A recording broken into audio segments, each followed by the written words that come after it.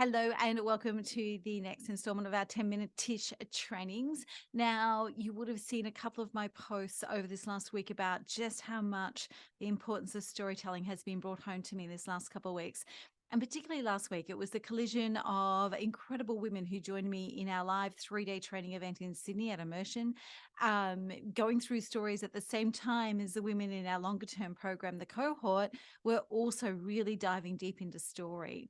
And to watch women go from just recounting something to really shaping something and delivering something that transports you to another place, that changes your perspective, I just realized how important, well, I've always known how important and how obsessed I am with storytelling, but I thought that I'd change it up a bit this week and take you into some of the storytelling and story shaping things that we share with our clients in these environments. So, I guess the first thing that I want to acknowledge and address is that everybody knows that storytelling is important. If you're in this group, Raise 1000 Voices, then that is because you actually know that it is important. If we put storytelling important in communication into Google or the power of storytelling in business into Google, we get something like 16 billion hits in less than a minute come back. Like there is pages and pages and pages. We are told everywhere we look, especially in business and in speaking, we are told everywhere we look the importance of storytelling. So, my question to you is, why do so many people suck at it? Because let's be honest, some people tell stories in a way that is kind of like, oh my God, I will never get that time back again in my life. So, I want to run through some of why that's happening and also to give you some insights into some of the things that can start to strengthen your own storytelling.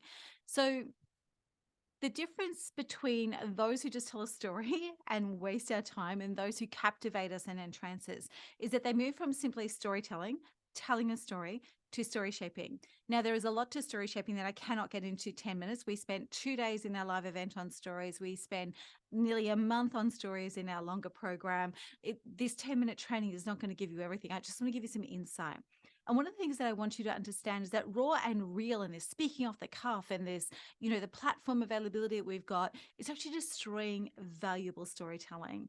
And the short form content, even what we consider long form content, is actually threatening our skills. Now, do we need to be able to land a story fast? A micro story? Absolutely. Springboard stories? Absolutely. We need to be able to learn stories fast. But we also need to understand that true lasting impact, true lasting perspective shift, true lasting influence only comes through exquisite storytelling. Chris Anderson, who's a current curator of TED Talks, he has this quote that I've always loved, and it's the only responsibility of a speaker is to recreate a picture in the minds of their audience. And that is what you have to do when you're speaking. You have to actually be able to speak beautifully enough. You have to structure it so well that the audience can recreate a picture in their own mind of what it is that you're sharing with us, right?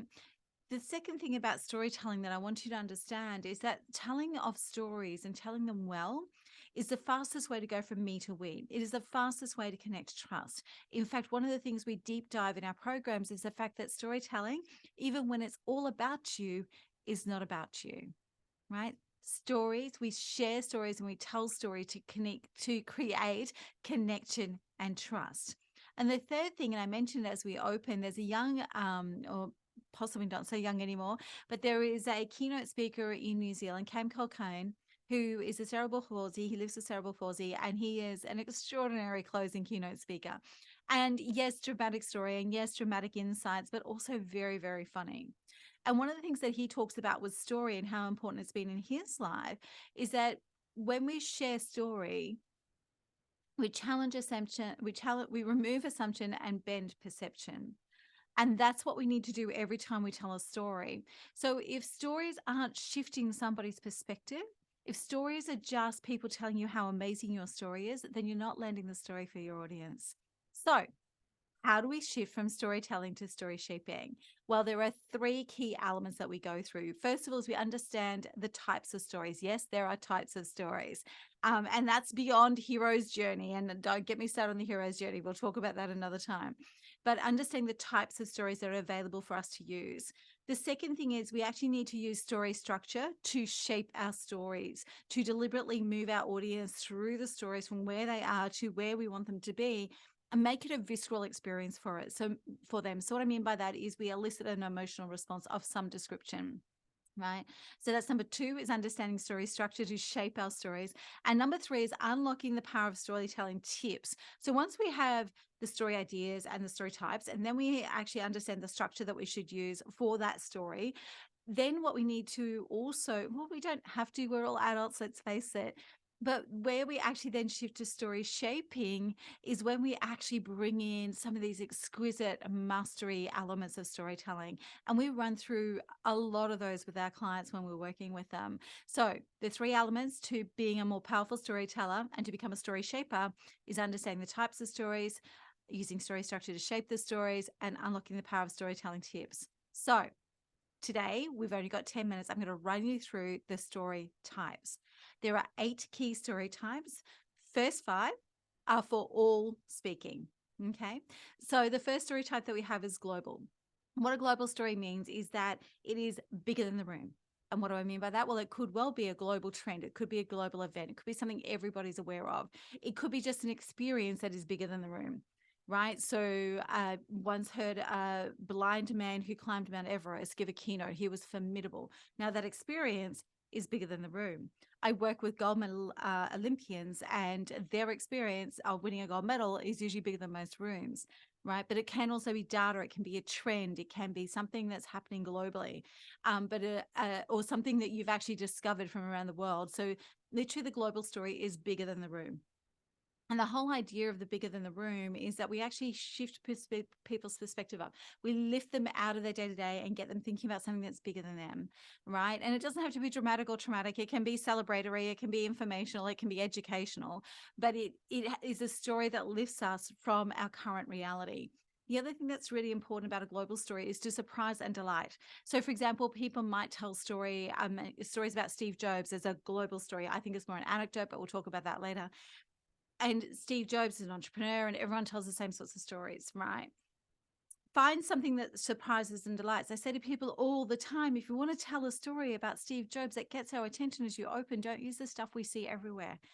For example, and I've said this so many times and I never hear the stories, go and read the book Pixar by the guy who ran Pixar at the time that Steve Jobs bought it, because he has amazing stories about Steve Jobs that surprise and delight and land the same points.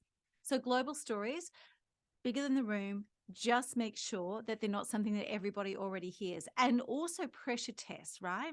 If it's something that you've just heard and fallen in love, it doesn't mean that the majority of people haven't already heard it. Okay. So I see people all the time who discover a story and tell it time and time again, and they're actually losing their audiences right at this moment that they start telling the story. So global stories, bigger than the room, is the most important thing for you to remember. The next story is witnessed. So these witness stories are case studies, things you've been witness to. So you might be part of a process, but you've been witnessed. It's not actually your story. You've just been witness to the impact. And this is where business case studies come in. This is where coaching and consulting case studies come in. This is when you've been witness to something unfolding before your eyes. So, a very dramatic example, but you're first on the scene of an accident and describing it unfolding, or seeing an accident unfold in front of you. So witness stories are where we put our case studies, where we've been witness to something, where we've observed something. And the really important thing about a witness story is even if you don't use the whole of the story in your presentation, you must know the beginning, the middle, and the end of it. If you don't know the beginning, the middle, and the end of it, even if you're not going to use the whole story, it is not your witness story to tell. It is gossip if you don't know the whole lot. So witness stories, case studies, observational studies in witness too. And you must know the beginning, the middle, and the end to be able to speak to it, even if you don't use the whole story. So that's story number 2 is witness. Story number 3 is personal, right? Now, personal stories are self-explanatory. They're your personal story, but we should be telling the personal stories that include a moment of truth, a moment of realization, an aha moment, a moment when we chose to do something else. There has to be a moment in it that the story hangs around. It can't just be our personal story. Angela Lauria, who is a book coach who is in this group and also part of my world, she has a classic response to so many people want to write books.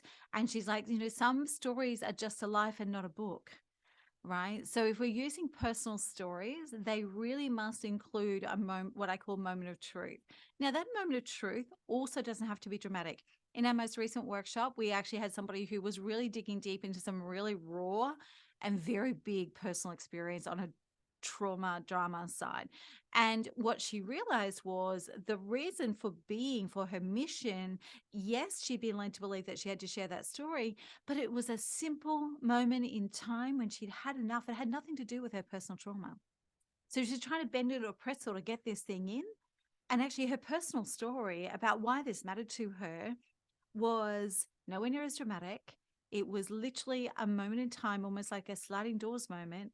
And when she told it, it was more powerful than any of the versions of the trauma and drama stories she'd been trying to make fit.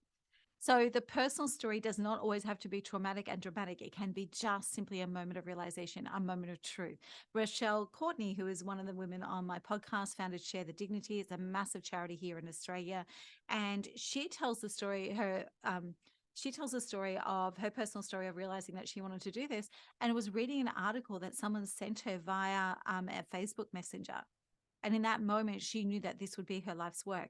So they don't have to be traumatic and dramatic to be powerful. They just have to have a moment in them that creates a change or a shift for you. Okay, so that's the personal story number 3. The fourth story is an anecdote. I touched on this before. An anecdote is a story that is known to be true and has happened in time, right? So we know it to be true. It's generally held to be true and it happened sometime in the past, right? So anecdotes, generally speaking, are not just in the last few weeks or the last few months. They're generally before that. And they're generally things that we're not necessarily witness to or can't necessarily individually verify, but they are accepted to be true. Okay. Now, again, with an anecdote, and I spoke about this with the global, try to find things that surprise and delight, right? So, in one of my resilience speeches, I talk about Thomas Edison. I don't talk about all the stories we normally find. I went hunting and I found a story written by his son Charles about the night his warehouse burned to the ground, his attitude around that. Right. So that's a surprise and delight factor. But anecdotes are simply known to have happened and known to be true. That's an anecdote. Then there's a metaphor. Metaphors quite simply means this means that. Now, I quite often say that I'm terrible at metaphor. I hate metaphor, but in actual point of fact, as an Australian, we're speaking at between 600 and 6,000 metaphors a day. Now, some metaphors are just a few words, and some metaphors are stories in their own right. So metaphor simply is this means that. It is also a really fast way to distill really complex information into something really fast and easy to understand. So metaphors are this means that, anything from a few words to a complete story. So they're the 5 story types that we use for all speaking. And once we understand these, when we are working together, what we do is we teach you how to structure and flow these so that they really give lift to whatever you're delivering, whether it's a speaking presentation on a stage or something like that, or in business. And we're going to get to that in just a moment for the last 3 story types. Now, of those 5 story types, you will naturally lean towards 2 or 3 of these, but you should always build the muscle of all the story types because it just improves your story, your storytelling, your story shaping, full stop.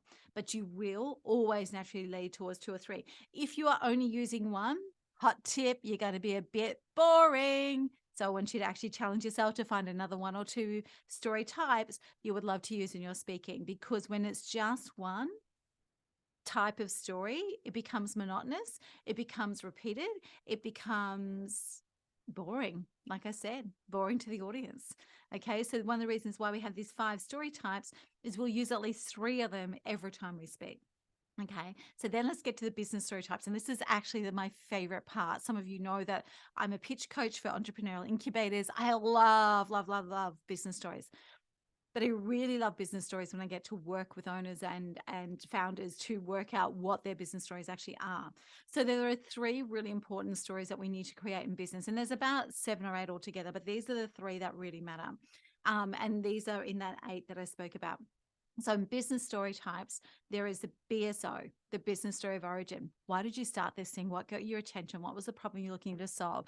Who was your first client? When did you realize that this thing would work? What inspired you to get this thing started? You know, your business story of origin can be a massive story, it can be something really fast. We have somebody in our client group who, in my private client, advisory clients, who works in the autonomous vehicle space, so drones and robotics and autonomous vehicles and things like that in defense and national security. And his story of origin is realizing that when he was on the ground in Afghanistan, that the soldiers were not going to go out unless they knew that there were drones in the air. And so he has this really powerful story of origin with that, which is less than 5 minutes, but it gets attention. You understand his motivators. You also know in that story very quickly that this is not a whim for him, that this has been a lifelong career and he's been immersed in this space for a long time. Business stories of origin can be, when I was an industrial relations consultant, I had a story around a true event that happened where we got caught with an out of jurisdiction judgment, even though we'd done nothing wrong. And that became my business story of origin. And it very quickly got attention because people understood that I'd been where they were. People understood that I'd actually stared down some of the fears that they all have and got through. And people were able to immediately relate to it and understand that I knew what I was doing. So business story of origin should always be where the inspiration come from, but it should also give me a sense of safety, right? A sense of why I should trust you. So that's your business story of origin. And it may be just how you came up with your name. Like we had another business, or it's actually the industrial relations business, but when it first started, it was just a consulting business and general management consulting. And it was called Lakoa. And how it came up was my three youngest children who were raised together are Lincoln, Aiden, and Courtney. And so I was about to register the business name, and we were at home one night. My then husband and I were having a glass of wine. I was about to register LAC management, and he pointed out that LAC management wasn't really inspiring for a management consultancy. So the last minute, with a fair bit of wine under belt, we just thought, what will make it sound good? And we whacked an O and A on the end of it. And so people would say, where did the name come from? It's very different. It's very unusual. And I explained it was Lincoln, Aiden, and Courtney, my three youngest children, and how we come up with the name. And then they would say, but what's the OA for? And we would say, actually, whatever you want it to be. And so people would actually make up things to go with the OA, and the story would start to become their own. So stories don't have to be big and complex. They just have to tell me a little bit about you, right? But the more you can get in your motivator, your moment of decision, and when you first realize this would work, the more powerful they are. So that's your BSO, your business story of origin. The next story type is your NSS, your North Star story. This is where your mission, vision, your drivers come through, the things you want to see change in the world, what you're doing about it, where you want to go, what this thing looks like when it's done. This is your North Star, your compass, your guiding light. And this story is really, really important, especially if you literally just started your business. I work with people every day who literally just started their business and created something of value and grew their business. But now the mission came in, now the purpose came in, now the value came in. So that's your North Star story. It's like, where are we going? It's like literally, if you cue Blues Brothers, for those who know the movie reference, it's like literally we're on a mission from God. And that shows up in your North Star story. People lean into it. People buy into it. People follow you with it. Okay. The third story when it comes to business stories is our springboard story. Now, a springboard story is something that is really fast. It's 2 to 3 minutes and gives an instant understanding of exactly, right? Exactly what it is that we do, exactly what it is that we solve, and exactly who it is that we solve it for. Now, springboard stories, I can't give you an example off the cuff, but springboard stories are less than 2 to 3 minutes, and they go from like literally this little thing to, whoa, big understanding. So it's a low-key, great story that gives an instant big understanding of exactly what you do, and you can deliver it in less than 3 minutes. These are really, really good for when you're at networking events, when you're doing presentations to small groups. They're really, really good. Now, when it comes to business as well, you should always have a lot of witness stories within your repertoire, and particularly if you're actually involved in sales. So just a really quick recap, because I know I've been going for a while. The 8 story types, the first 5 are specifically for all speaking. We have global, we have witnessed, personal, anecdote, and metaphor.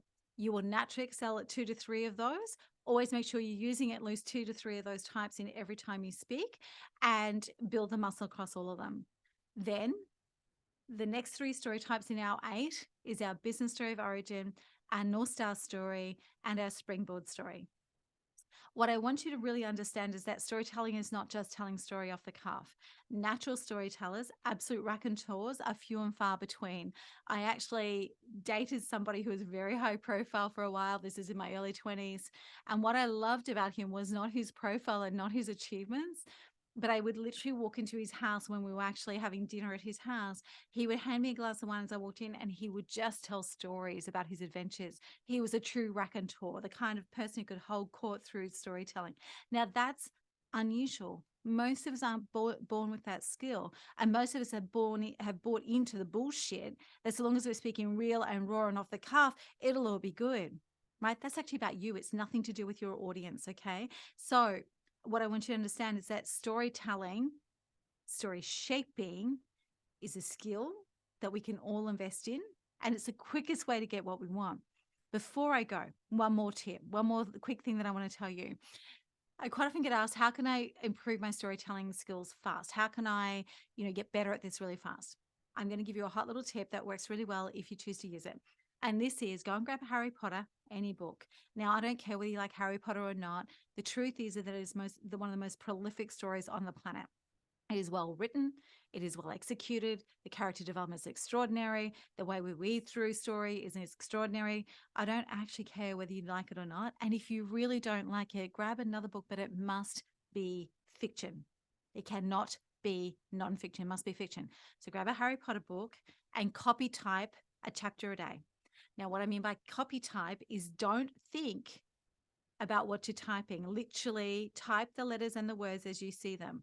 Now, the reason why we're doing this is when you switch your brain off and you just follow that, and you're typing, which is kinesthetic. So you're actually looking at the text. If you've got an Audible book, play it along at the same time. But the looking at the text and typing at the same time, the typing is kinesthetic. You're actually starting to rewire your neural pathways into the natural habits of great storytelling. Guys, I don't know how long it's been. I think it's been a bit longer than 10 minutes. But if you could drop a comment below with what you've loved about this and what you're going to take away, I would love to hear from you and cannot wait for next week's training.